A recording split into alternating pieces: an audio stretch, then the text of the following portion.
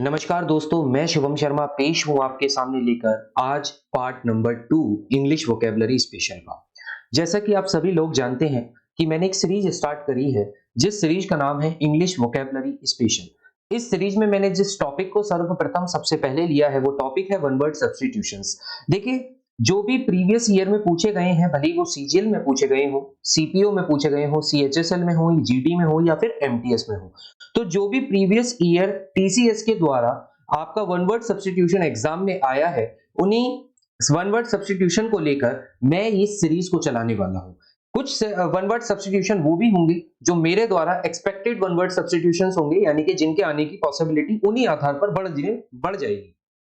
ठीक है, तो इसलिए अगर किसी ने भी पहले पार्ट को नहीं देखा है तो आई ऑप्शन में आपको उसका लिंक आएगा, आप वहां से जाकर पार्ट फर्स्ट को भी देख सकते हैं, क्योंकि हर एक पार्ट में आपको 25 क्वेश्चंस देखने को मिलेंगे और ये 25 क्वेश्चन वो 25 क्वेश्चन होंगे जो previous year different types of SSC exam में पूछे गए हैं। ठीक है, तो आइए बिना किसी देरी के स्टार्ट करते हैं आज का अपना पार्ट नंबर 2। तो हमारे सामने हमारा है आज का 26वां क्वेश्चन, यानी कि 26th question. A place where birds are kept, यानी कि वो स्थान जहां पर पक्षियों को रखा जाता है। ऐसे स्थान को क्या कहा जाता है जहां पर पक्षियों को यानी कि बर्ड्स को रखा जाता है? तो इस प्लेस को कहा जाता है एवियरी। क्या कहा जाता है? एवियरी। जहां पर पक्षियों को रखा जाता है उस स्थान को कहा जाता है एवियरी। उस स्थान को कहा जाता है एवियरी। एवियरी। ठीक है, आइए 27th क्वेश्चन पर आते हैं। One who dies without a will, यानी कि ऐसा कोई व्यक्ति जो बिना वसीयत के मर जाए, यानी कि बिना वसीयत करे हुए। वसीयत क्या होती है? वसीयत होती है जो उसकी जमीन होती है, जायदाद होती है, उसका जो बंटवारा किया जाता है अपनी औलादों में या अपने भाई बंधुओं में, तो उसको कहा जाता है वसीयत यानी कि विल। तो ऐसा कोई व्यक्ति अगर बिना वसीयत करे मर जाता है तो उसके लिए एक शब्द का इस्तेमाल किया जाता है जिस शब्द को कहा जाता है इंटेस्टेट। क्या कहा जाता है? इंटेस्टेट। क्या कहा जाता है? इंटेस्टेट। इंटेस्टेट यानी कि ऐसा व्यक्ति जो बिना वसीयत किए हुए मर जाए, उसको कहा जाएगा इंटेस्टेट। ठीक है, अगले क्वेश्चन की तरफ आते हैं। अगला क्वेश्चन है एक्सट्रीम फियर ऑफ वाटर, यानी कि पानी से अत्यधिक डर। भय का मतलब डर, यानी कि पानी से जो बहुत ही ज्यादा डरता है, उस डर के लिए एक शब्द इस्तेमाल किया गया है जिसको कहा जाता है हाइड्रोफोबिया। क्या कहा जाता है? हाइड्रोफोबिया। देखिए, हाइड्रो आप जानते हैं हाइड्रो वाटर को कहा जाता है केमिस्ट्री की लैंग्वेज में, और जो फोबिया होता है, फोबिया वर्ड का मतलब ही होता है किसी भी चीज के लिए या किसी भी चीज के प्रति एक डर। तो वाटर से जो फियर होगा that is known as hydrophobia, उसी को कहा जाता है हाइड्रोफोबिया। 29th क्वेश्चन की तरफ आते हैं। अ person who can not read और राइट, यानी कि ऐसा व्यक्ति जो ना पढ़ना जानता हो ना लिखना जानता हो। ऐसा व्यक्ति जो ना पढ़ना जानता हो ना लिखना जानता हो, यानी कि आज भी ऐसे कुछ बुजुर्ग आपको देखने को मिलेंगे गांवों में, बस्तियों में, जो उस वक्त ना पढ़ पाए थे और ना पढ़ने की वजह से आज के समय में वो ना बोलना जानते हैं, सॉरी, ना वो रीड करना जानते हैं ना वो लिखना जानते हैं। तो बोलना तो भी आता ही होगा, है ना, लेकिन लिखना और पढ़ना नहीं जानते। क्यों? क्योंकि वो उस समय क्या नहीं ले पाए, एजुकेशन नहीं ले पाए। तो ऐसे व्यक्तियों के लिए जो शब्द इस्तेमाल होता है उसको कहा जाता है इलिटरेट, यानी कि इल प्लस लिटरेट, ये इन दो शब्दों को जोड़कर बना है।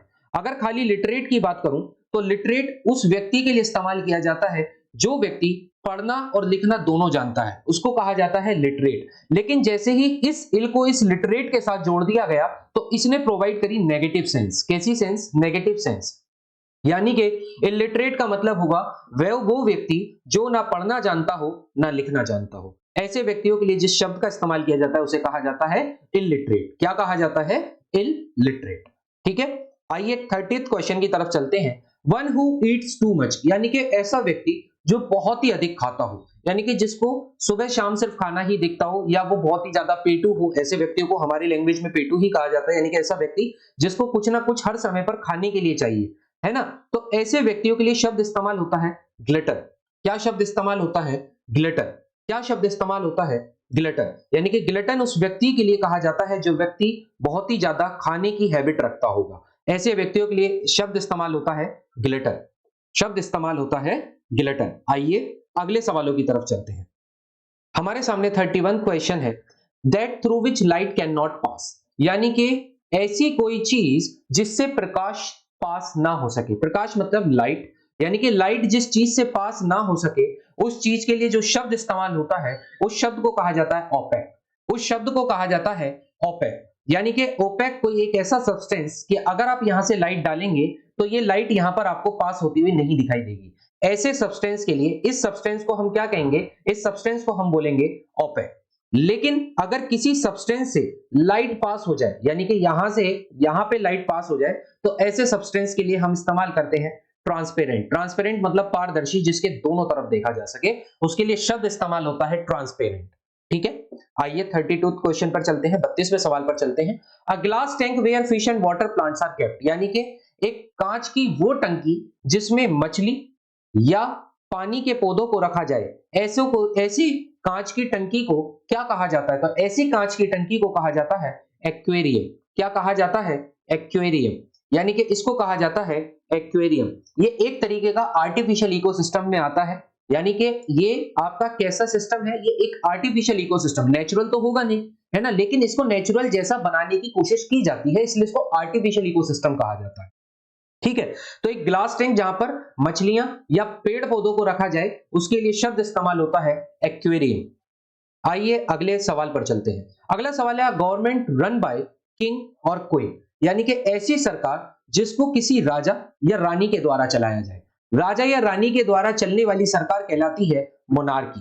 क्या कहलाती है? मोनार्की। क्या कहलाती है? मोनार्की। मोनार्की मतलब राजतंत्र, यानी कि ऐसा तंत्र जिसको किसी राजा या रानी के द्वारा चलाया जाए। ऐसा तंत्र जिसको किसी राजा या रानी के द्वारा चलाया जाए वो कहलाता है मोनार्की, यानी कि राजतंत्र। और जैसे कि आपको ये देखने को मिलेगी यूके यानी कि यूनाइटेड किंगडम में। यूनाइटेड किंगडम में जो गवर्नमेंट होती है वो किंग या क्वीन के द्वारा रन की जाती है, यानी कि इस समय तो क्वीन के द्वारा ही रन की जाती है। ठीक है, आइए 34 क्वेश्चन पर चलते हैं। That can not be approached easily, यानी कि ऐसी कोई वस्तु, ऐसी कोई चीज जिस पर आसानी से ना पहुंचा जा सके, यानी कि जिस चीज पर आसानी से ना अप्रोच किया जा सके या ना आसानी से संपर्क किया जा सके, ऐसे के लिए जिस शब्द का इस्तेमाल करते हैं वो शब्द है इनएक्सेसिबल। इनएक्सेसिबल। अब यहां पर भी अगर आप शब्द को तोड़ेंगे तो आपको दो शब्द मिलेंगे, एक होगा इन और एक होगा एक्सेसिबल। एक होगा एक्सेसिबल। देखिए एक्सेसिबल का मतलब होता है किसी चीज को एक्सेस करना, यानी कि किसी चीज से संपर्क साधना। अगर किसी चीज से आप संपर्क साध सकते हैं, यानी कि उस तक पहुंच सकते हैं, तो उसके लिए हम बोलते हैं कि एक्सेस कर लिया। जैसे आप इंटरनेट को अपने मोबाइल में एक्सेस करते हैं, दैट मींस आप अपने मोबाइल में इंटरनेट को चला पा रहे हैं। अगर आप उसको नहीं चला पाएंगे तो उसके लिए आप जो शब्द इस्तेमाल करेंगे वो होगा इनएक्सेसिबल, यानी कि आप इंटरनेट को अपने मोबाइल में संपर्क नहीं ला पा रहे हैं तो आप शब्द इस्तेमाल करेंगे इनएक्सेसिबल। और अगर आप मोबाइल में इंटरनेट आसानी से चला पा रहे हैं तो शब्द होगा एक्सेसिबल। तो इनएक्सेसिबल मतलब क्या होता है? जिस चीज से आसानी से संपर्क ना किया जा सके। ठीक है, 35th क्वेश्चन पर आते हैं। One who holds established opinion. Established opinion का मतलब होता है कट्टरपंथी, यानी कि ऐसी सोच जो बहुत ही कट्टर है, जिसको बदला ही नहीं जा सकता, यानी कि वो सोच जिसको बदला ही नहीं जा सकता, जो अपनी सोच पर अड़िग है, यानी कि वो अपनी सोच को बिल्कुल भी किसी दूसरे के कहने पर भी नहीं बदलते। ऐसे व्यक्तियों के लिए कट्टरपंथी शब्द इस्तेमाल किया जाता है और उसको इंग्लिश में जिस वन वर्ड से जाना जाता है वो वन वर्ड है ऑर्थोडॉक्स। क्या है? ऑर्थोडॉक्स, यानी कि ऐसा व्यक्ति जो बहुत ही कट्टर सोच रखता हो, भले ही वो धर्म के प्रति हो, भले ही किसी समुदाय के प्रति हो, ऐसी सोच के व्यक्ति को कहा जाता है ऑर्थोडॉक्स। ऐसे सोच के व्यक्तियों को कहा जाता है ऑर्थोडॉक्स, जो कट्टरपंथी की सोच रखते हैं। आइए अगले क्वेश्चंस की तरफ चलते हैं। 36th क्वेश्चन है हमारे सामने। A list of items to be discussed at the formal meeting, यानी कि किसी औपचारिक बैठक में चर्चा की जाने वाली वस्तुओं की सूची, यानी कि जिन वस्तुओं की सूची किसी औपचारिक बैठक में चर्चा में आएगी वो कहलाती है एजेंडा। आप देखिए, जब गवर्नमेंट अपने इलेक्शन से पहले जो प्रेस कॉन्फ्रेंस में या जो एक एजेंडा प्रोवाइड करती है जिसमें वो सारी चीजों को बताती है कि वो क्या क्या करने वाली है, किस तरीके से 5 साल के लिए सरकार चलाने वाली है, तो वो सारी चीजों को जिस सूची में दिया जाता है वो सूची कहलाती है एजेंडा। वो सूची कहलाती है एजेंडा। और इस वर्ड का इस्तेमाल आपने सबसे ज्यादा इलेक्शन टाइम में ही सुना होगा कि जो वो सरकार अपना एजेंडा देती है, वो एजेंडा एक्चुअल में क्या होता है? वो एक लिस्ट ऑफ आइटम्स होती है जो एक औपचारिक बैठक में क्या की जाती हैं? चर्चा में की जाती हैं। ठीक है, तो उन सूचियों को कहा जाता है एजेंडा। ठीक है, जैसे कि आप देख रहे हैं यूपी में भी चुनाव संपन्न हुए हैं, तो चुनाव संपन्न होने से पहले जब सरकार ने लुभाने के लिए जो स्कीम लाई होगी, यानी कि हम भोली भाली जनताओं के लिए जो स्कीम को दिया होगा कि हम पानी फ्री करेंगे, हम बिजली फ्री करेंगे, हम स्कूल की जो कंडीशन है उनको सुधारेंगे, रोड्स को सुधारेंगे, इंटरनेट की कनेक्टिविटी देंगे, तो ये जो सूची है ना, ये जितनी भी आइटम्स जिस मीटिंग में बताए जा रहे हैं और जिस पन्ने के ऊपर ये लिखे हुए हैं, that is known as the agenda of government, वही गवर्नमेंट का एजेंडा होता है, यानी कि वो सूची होती है जिसको वो औपचारिक बैठक में घोषणा करती है। ठीक है, तो उसको कहा जाता है एजेंडा, उसको कहा जाता है एजेंडा। आइए अगले सवाल पर। A person very reserved in speech, reserve का मतलब होता है जो व्यक्ति बहुत ही कम बोलता हो, यानी कि ऐसा व्यक्ति जो अपनी वाणी में बहुत आरक्षित है। आरक्षित का मतलब जो बहुत ही कम बोलना पसंद करता है, ज्यादा नहीं बोलता, तो उसके लिए जो शब्द इस्तेमाल होता है उसको बोलते हैं रेटिसेंट। रेटिसेंट वो व्यक्ति होता है जो बोलने में बहुत ही कम शब्दों का इस्तेमाल करता है, यानी कि आप ये भी कह सकते हैं कि ऐसा व्यक्ति जो कम ही बात करता हो, तो उसके लिए शब्द आता है रेटिसेंट। देखिए रेटिसेंट आपको वेरी सिमिलर दिखेगा साइलेंट से, वेरी सिमिलर दिखेगा साइलेंट रेटिसेंट, यानी कि ऐसा व्यक्ति जो साइलेंट है वही रेटिसेंट है, जो व्यक्ति साइलेंट है वही रेटिसेंट है। तो रेटिसेंट का मतलब ऐसा व्यक्ति जो स्पीच में बहुत रिजर्व्ड होगा, और ये शब्द आपको एंटोनियम्स और सिनोनियम्स में भी देखने को मिलेगा, तो इसलिए आप याद रखें, ऐसा व्यक्ति जो बहुत वाणी में कम बोलता है उसको कहा जाता है रेटिसेंट।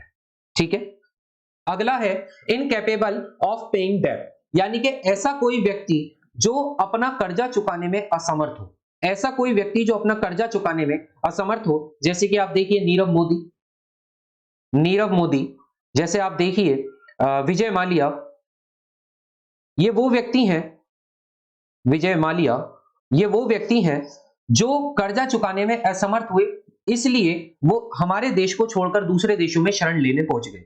तो ऐसे व्यक्तियों के लिए जिस शब्द का इस्तेमाल किया जाता है उस शब्द को कहा जाता है इंसॉल्वेंट, यानी कि बैंकक्रप्ट, या आप इसमें दूसरा नाम भी ले सकते हैं, ऐसे व्यक्तियों को बैंकक्रप्ट भी कहा जाता है।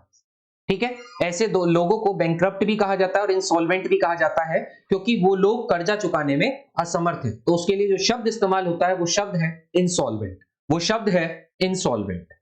ठीक है, आइए अगले क्वेश्चन की तरफ आते हैं। अ ग्रुप ऑफ शिप, यानी कि अगर किसी समुद्र में बहुत सारे जहाज आपको खड़े हुए दिख जाए, बहुत सारे जहाज आपको खड़े हुए दिख जाए, तो एक जहाज को तो आप शिप ही कहते हो, लेकिन जब जहाजों का समूह हो जाए तो उस जहाजों के समूह को कहते हैं फ्लीट। क्या कहते हैं? फ्लीट।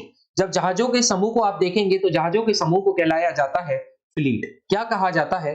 फ्लीट। तो आप याद रखेंगे, जहाजों के समूह को कहा जाता है फ्लीट। क्या कहा जाता है? फ्लीट। अगले क्वेश्चन की तरफ आते हैं।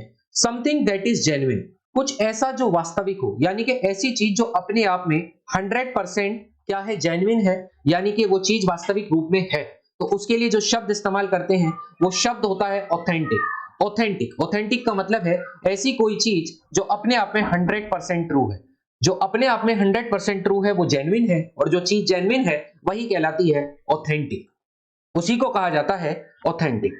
आई होप आपको यहां तक सभी क्वेश्चंस समझ आ रहे होंगे, और मेरे साथ साथ आप इसको दोहरा भी रहे होंगे, क्योंकि मैं एक एक दो दो बार इसलिए एक्स्ट्रा बोल रहा हूं जिससे आपके कानों में इन शब्दों की एक गूंज पैदा हो और आपका माइंड इस सिग्नल को कैच करने लगे। ठीक है, क्योंकि हमारा माइंड बड़ा सेंसिटिव होता है, वो चीजों को बहुत जल्दी पकड़ लेता है। बस चीज क्या होती है कि हमें रिपीटेशन की आदत डालनी है। जितना ज्यादा रिपीटेशन होगा माइंड में, उतने ज्यादा सिग्नल स्ट्रांग हो जाएंगे। तो जब आप ये वाले क्वेश्चन को अपने एग्जाम में देखेंगे तो वो शब्द आपका कहीं ना कहीं आपके सिग्नल से कनेक्ट कर जाएगा और आप सही आंसर को मार्क कर जाएंगे।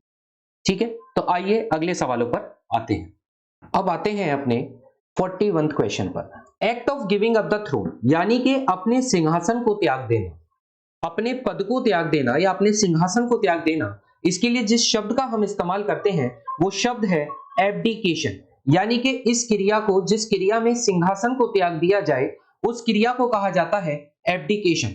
एब्डिकेट का मतलब होता है to give up the throne, यानी कि एब्डिकेट का मतलब क्या होता है? एब्डिकेट का मतलब होता है to give up the throne. तो एब्डिकेट का जो एक्शन होगा वो एक्शन कहलाएगा एब्डिकेशन, यानी कि इसको करने की जो क्रिया होगी that is known as abdication. तो अपने सिंहासन को त्यागने की क्रिया कहलाती है एब्डिकेशन। अपने सिंहासन को त्यागने की क्रिया कहलाती है एब्डिकेशन। आइए अगले 42 क्वेश्चन पर आते हैं। One who studies the election and voting trends, यानी कि जो चुनाव और मतदान के रुझानों का अध्ययन करता है, जो चुनाव और मतदान के रुझान का अध्ययन करता है, ऐसों के लिए जो शब्द इस्तेमाल होता है उस शब्द को कहा जाता है सेफोलॉजिस्ट। उस शब्द को कहा जाता है सेफोलॉजिस्ट। यहां पर पी साइलेंट है इसलिए शब्द कहा जाएगा सेफोलॉजिस्ट। सेफोलॉजिस्ट वो व्यक्ति होता है जो इलेक्शन या फिर चुनाव के जो ट्रेंड्स होते हैं, जो रुझान होते हैं, उन रुझानों को जो अध्ययन करता है, जो स्टडी करता है, वो कहलाते हैं सेफोलॉजिस्ट।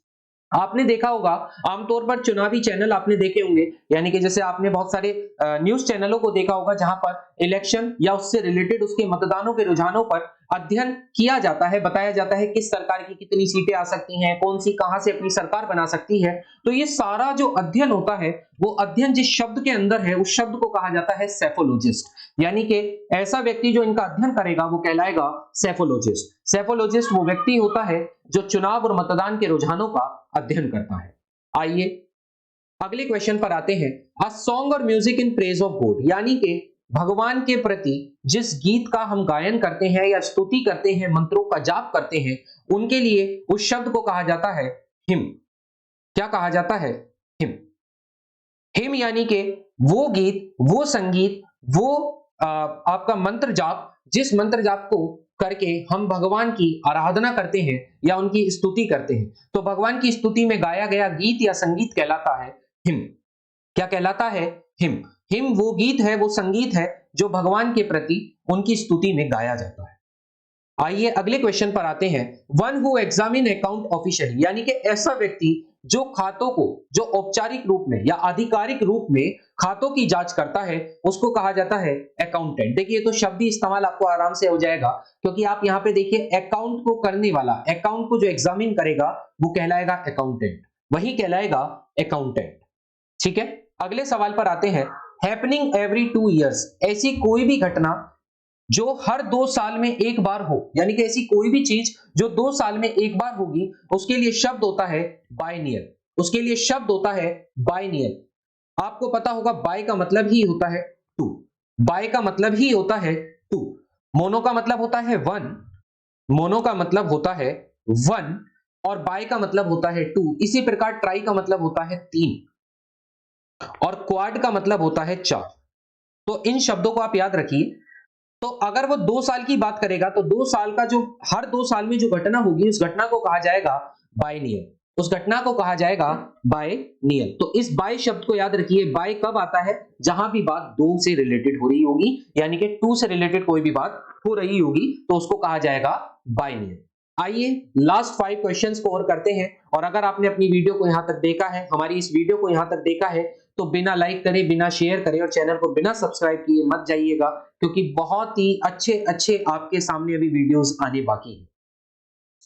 आइए आते हैं अगले लास्ट 5 क्वेश्चंस पर। A person working on trial period, यानी कि ऐसा कोई व्यक्ति जिसको परीक्षण अवधि पर रखा गया, यानी कि आप इसको ट्रेनिंग पीरियड भी कह सकते हैं, आप इसको ट्रायल पीरियड को ट्रेनिंग पीरियड पर भी कह सकते हैं। ऐसा व्यक्ति जिसको ट्रेनिंग पर रखा गया है, और जो व्यक्ति ट्रेनिंग पर रखा जाता है वो कभी भी परमानेंट नहीं होता, यानी कि ये पोस्ट टेम्परेरी होगी, ये पोस्ट आपकी टेम्परेरी होगी, क्योंकि आपने उसको ट्रायल पीरियड पर रखा हुआ है। पहले आप देखेंगे कि वो व्यक्ति काम करने लायक है, उसमें स्किल है या नहीं, उसको आप ट्रेनिंग प्रोवाइड करवाएंगे, उसके बाद उस पर्सन को आप परमानेंट रोल करेंगे।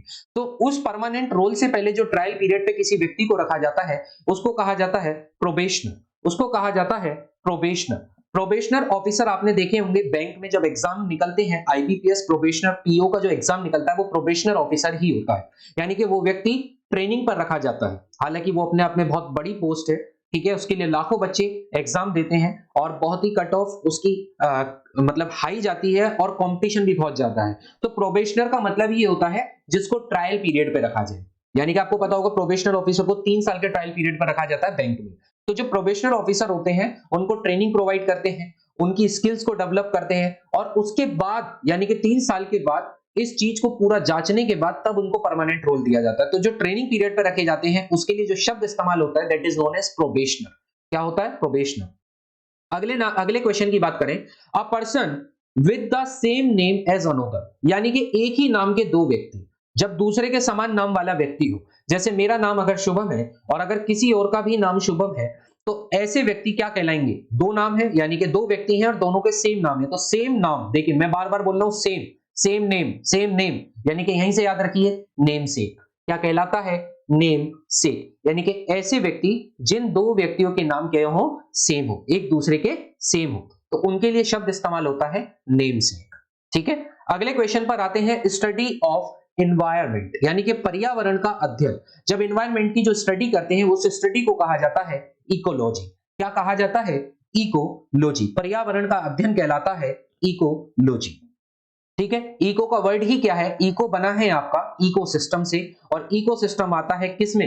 एनवायरनमेंट में। तो इकोसिस्टम की जो अध्ययन किया जाता है यानी कि जो एनवायरनमेंट का अध्ययन कर रहे हैं उस एनवायरनमेंट में आप इकोसिस्टम को ही तो पढ़ रहे हैं, तो इसलिए शब्द इस्तेमाल है इकोलॉजी। लॉजी का मतलब होता है किसी चीज पर अध्ययन करना, और इको का मतलब है इकोसिस्टम। तो इकोसिस्टम पर जो अध्ययन हो रहा है that is known as ecology, और इकोसिस्टम आता है एनवायरनमेंट के अंदर। तो यानी कि हर एक वर्ड का एक डीपली मीनिंग है, और हर डीपली मीनिंग अगर आप समझ लेंगे तो कभी भी शब्दों को रटने की आवश्यकता आपको पड़ेगी ही नहीं। अगले क्वेश्चन पर आते हैं। A state of perfect balance यानी कि ऐसी कोई स्थिति आ जाना जहां पर पूर्ण संतुलन बन जाए। पूर्ण संतुलन की स्थिति, पूर्ण संतुलन की स्थिति कहलाती है इक्विलिब्रियम। क्या कहलाती है? इक्विलिब्रियम, यानी कि जब संतुलन की स्थिति संपूर्ण रूप से आ जाए तो उसको कहा जाता है इक्विलिब्रियम। ठीक है, ये शब्द आपको फिजिक्स में बहुत ही सुनने को मिलता है। यानी कि ऐसी अगर यहां पर कोई एक ब्लॉक है, अगर मैं यहां से इसको 5 न्यूटन के फोर्स से खींचूं और यहां से भी इसको 5 न्यूटन के फोर्स से खींचूं, तो ये आपका जो ब्लॉक है ये कहीं भी मूव नहीं करेगा। क्यों नहीं करेगा? क्योंकि ये अब ये परफेक्ट बैलेंस की स्थिति में आ गया है, क्योंकि ये इधर भी नहीं जा सकता और इधर भी नहीं जा सकता, क्योंकि दोनों तरफ से समान बल लगाए जा रहे हैं। इसलिए ये कंडीशन कहलाती है इक्विलिब्रियम। इसी कंडीशन को इक्विलिब्रियम कहा जाता है। और आज की वीडियो का लास्ट सवाल, a person who walks in sleep यानी कि ऐसा व्यक्ति जिसको नींद में चलने की आदत हो।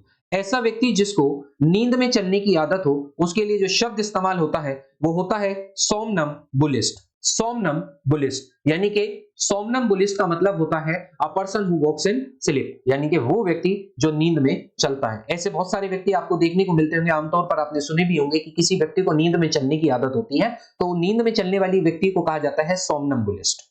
ठीक है, सोमनम्बुलिस्ट। आई होप आपको यहां तक ये वीडियो अच्छी लगी होगी। अगर आपको वीडियो अच्छी लगी है तो प्लीज बिना लाइक करे बिल्कुल मत जाइएगा, वीडियो को बिना शेयर किए मत जाइएगा, और चैनल को सब्सक्राइब कर दीजिएगा।